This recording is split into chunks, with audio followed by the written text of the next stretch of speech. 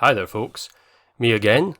Happy to be with you a little bit closer to the time the episode got released, because last week I was running a little bit behind, partly because they've actually changed it to this Friday release schedule rather than on a Sunday, which is when it used to be. But anyway, everything seems to be going alright. Glad so many of you came back to see my review of episode 701, so yeah, without further ado, let's get on with the video.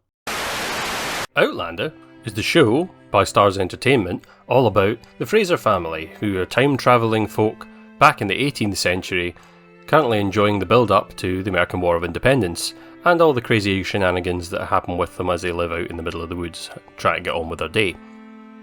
Episode 702, The Happiest Place on Earth, starts out as Fraser's Ridge, clearly some months later, after episode 701, as Claire's hair's grown about 6 inches, but then one day while she's out by the kirk, she finds Alan Christie paying respects at his sister's grave. And he's in a bit of a state and starts to lament, and at first Claire's a wee bit sympathetic, what with, his dad Tom having certainly been hanged by this point for Malva's death, but as Alan goes on about how he had such a bad time and how he raised Malva from her being a wee bairn, he starts to talk about creepy things like how soft her skin is and the wee privates. It all takes on a bit of a creepy vibe till he basically out and out admits that the pair of them were bonking and that the baby was actually his. And then he confesses that he actually came up with a plan to frame Jamie for the pregnancy and that she wouldn't go through with it. And when she said, "I don't love you," he killed her in a fit of rage. And then, he quickly tries to off himself, but Claire stops him, only for wee Ian to tidy things up himself. After that, it's a quick trip down the woods to dig a shallow grave, only then Mrs. Bug pops up, and without blinking an eye, she's all like, "Aye, I knew he was a bad sort, let's get him buried." And all of that was just the cold open. The episode proper is mostly taken up with stuff about Bree and Roger's new baby, a wee girl called Amanda, who pops out in the surgery, but Claire quickly realises is actually a poorly sick baby with a heart defect. And since that means certain death in the 18th century, the family Mac decide to go back to the future, since Jemmy says the baby told him she can hear the buzzing of the magic rock. Okay. And they decide to use the Ocracoke stones, which we've heard of once or twice, since it's closer than Virginia, which isn't true. But cue a quick gem-seeking detour to Wilmington and they bump into Lord John, and Brianna meets her half-brother Willie, just in time before she's back off to the future again. And Jamie has a quick chat to Lord John and gets back a gem that he gave him in the prison in season 3. Then they both agree that it's a good idea to cut off their friendship, what with war and that and being on opposite sides of things. But the fam finally take a trip east and they get out to a beach and find 4 stones, where Bree and Rog, Jem and Mandy say farewells to Claire and Jamie, and then, boom, gone. And they wake up in the future, as you can tell, because there's a shonky CGI plane in the sky, and it must be the future because CGI hadn't been invented in 1778. Back in the past, Jamie and Claire ride home, stopping to look out over the breadth of their domain before going to bed, and Claire's worries stop her from doing some sexy times. But luckily Jamie's on hand to tell her that it's fine because he's had dreams of the future and they both chill out a little bit. A montage later, Claire comes inside from the garden to find a door left open.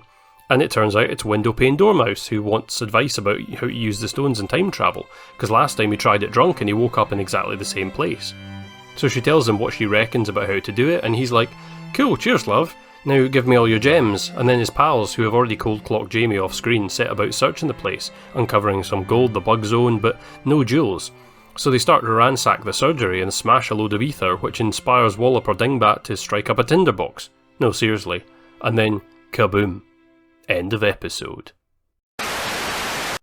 So what did I think? Well, before I'd like to get into that, I just want to apologise because last week's episode, as I said, was a little bit short and rushed, and I ended up missing a few things because I completely forgot to check the notes I made while watching the episode. And one thing that I missed was to mention the new opening sequence, which features a really nice brand new shot of the Standing Stones. And obviously, as with every other season, has a brand new version of the song, this time by Irish singer Sinead O'Connor.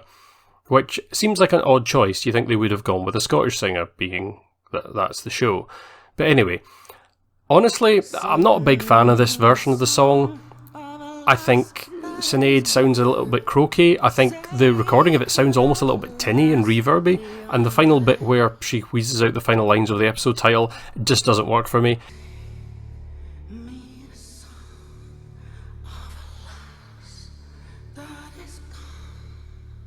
It gives me a bit of goosebumps, but not in a way because it's creepy or anything, just because I think it sounds bad. But yeah, that's that. But in terms of the actual episode 702, this was an interesting one because Yeah, although I did skip over a lot of the nuance and the nitty-gritty aspects of the episode, that was because in the broad strokes of it are fairly easy to explain. You see, there's a lot of stuff in this that's very well acted, and it was quite an emotionally resonant episode, especially once it gets going. I mean, let's face it, babies, and especially sick and dying babies, are right up there with, like, dogs getting killed for, like, heartstring-tuggy plot material, you know, as are long drawn out farewells. And I can only commend the actors in this for really putting in a lot of effort and to fully and honestly realise what's happening in it. And some of them are going to absolutely town on it. I mean, Katrina's high up on the list, doing the full gamut from disgust early on to then angry and frustrated and sad and proud to distraught and like full on ugly crying at the end. And Sam does a lot of stoic, facade, cracking, tough guy emotional stuff, both when he's speaking to Lord John and over the baby and like goodbye to the kids and then with Claire at the end.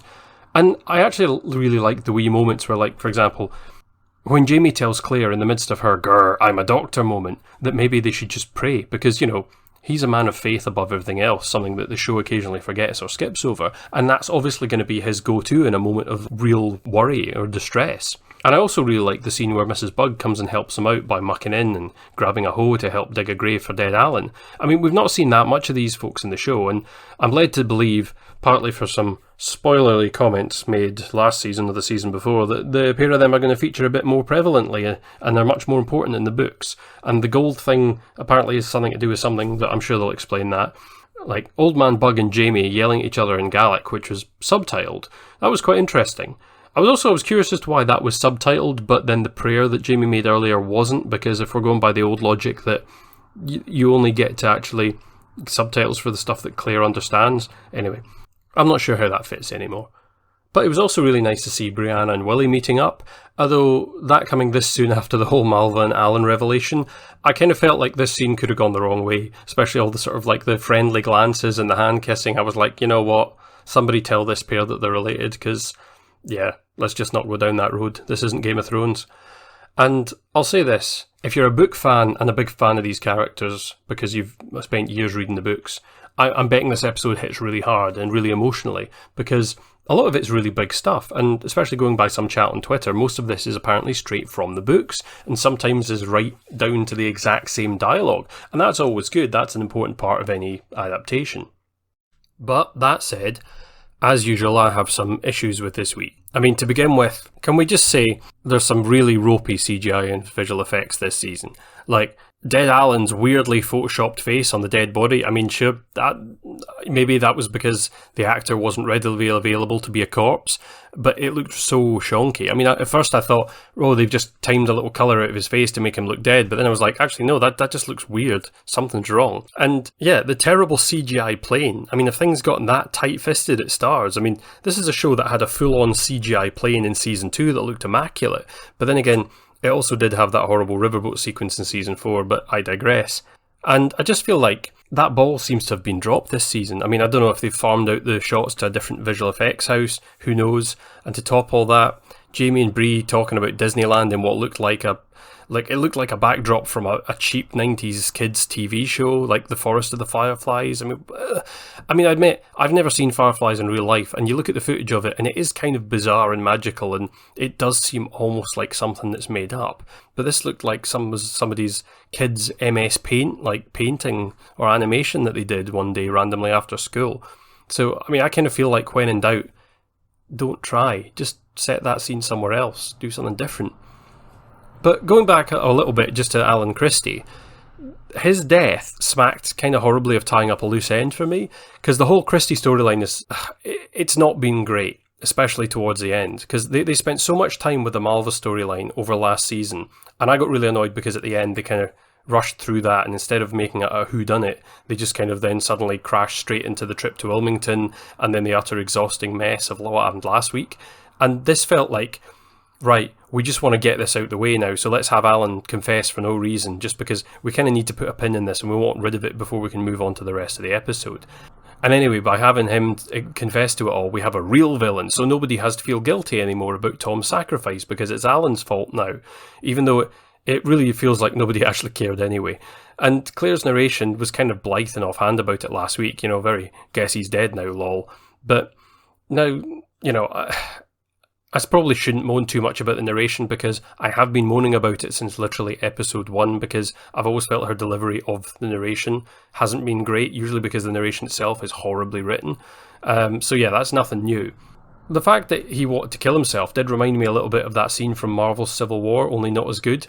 But I will say, at least I was right. Last season, I kept saying I think it's Alan because he seems shifty, and clearly it was. And now we can literally just draw a line under the whole Christie subplot, because the show has as well. Tom's dead, Marva's dead, Alan's dead, nobody cares, they'll probably never be mentioned again. That's fine. Maybe they'll put other lines in it later on, looking back and going, wasn't it sad that that happened? But I doubt it. Yeah, I mean, because the bed conversation last week didn't cut it for me. It just made me feel like Jamie and Claire are actually borderline sociopaths, so that's that. And just on a side note, when Sophie Skelton says, da, I cringe every single time. It just sounds weird, the delivery sounds off, I just don't like it. Maybe it works for other people, but speaking as a Scottish person, it just clangs in my ears with her American-y accent, then da, because it sounds like dar half the time. Anyway, yeah, doesn't work for me, and there was a lot of that this week. As for most of the episode, I can't complain about any of the scenes really, because it was fine. I mean, it's not a bad storyline. But the problem I had with it is we're back to the cram everything into one episode problem that plagues the show. Like, they've kind of Frankensteined the events of the books into a show in such a muddled way. I mean, apparently this whole, like, the witch trial and the kidnapping and the prison and the Tom Christie stuff was actually supposed to happen before Stephen Bonnet kidnapped Brianna. So they've moved all these storylines about, and I think part of the problem with that is it's left huge gaps, and it's left points where it's not even worth trying to figure out how to fit everything together, and it means that the showrunners just seem to go, well, we'll just write one storyline, and if that means that we need to take, and then a week passed, and then a month passed, we just have that happen, because there's literally like 2 montage sequences in this one episode. And towards the end, I did wonder about that ooh, isn't it nice vista shot where Claire and Jamie just stop and look at their house. And it suddenly made sense to me at the very end when the surgery went kaboom, because I was suddenly like, oh, that's one last shot of, isn't this a lovely set we built? And that whole scene kind of bugged me, because Wendigo Donner, God, that's a stupid name, Wendigo Donner, so literally a flesh-eating demon first name, and the Donner Party, who are the cannibals, for the second part. So, yeah, okay. Good name. Well done, Galbadon. You might as well have just called him Cannibal Holocaust Man. But anyway, why is he the one who lights the tinderbox? I mean, by rights, he's the one who should know what ether is, because he's a slightly more educated person from the 20th century. I mean, I know what ether is. I know it's flammable, and I knew that before I ever watched or read any Outlander. I live half a century later than he's supposed to have existed. So him sparking it up just seems to be kind of the odd choice, when it would make more sense if it was one of the other guys. But then I suppose that he has to do something. And it also didn't help that, you know, the way that they cut away to the boom, it kind of reminded me of like comedy films, like The Last Action Hero. Don't touch! Anyway, it didn't seem serious to me, and I kind of just chuckled at the end. So now with 2 episodes in the bag, I feel like the show is having a few issues, that mainly because decisions and journeys that take place over weeks are told in a single episode, or sometimes in 10 minutes, when it feels like this should have been stretched out over a longer period of time, interwoven with other plot lines. It's interesting because I've actually just finished rewatching the whole of Game of Thrones over the last couple of months, and it's really interesting because the final seasons have exactly the same problem as these episodes, where in the first seasons it took people several episodes to travel any great distance, so that was always part of the story, and everybody had their own storyline. But then you get to the final seasons of Game of Thrones and suddenly everyone's teleporting around the map and you're skipping weeks and months between scenes in a single episode. And yeah, I know that's not a flattering comparison in any way, and I will say that Outlander isn't as bad as the final seasons of Game of Thrones, but it has its moments. And Outlander at least has the benefit of having more books and material to draw on than Game of Thrones, which ran out of books, which is what caused its downfall. Whereas here, part of the problem seems to be that there's so much in the books that nobody seems exactly sure what they should and shouldn't adapt.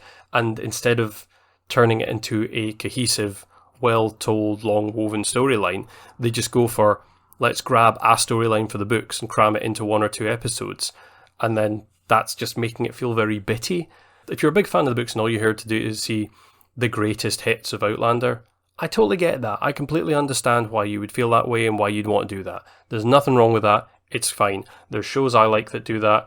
You know, I still like the Hobbit movies. Most people detest that, but I just love the fact that it's still 3 movies that hits all my favourite parts of The Hobbit, which is one of my favourite books. So I completely get where you're coming from.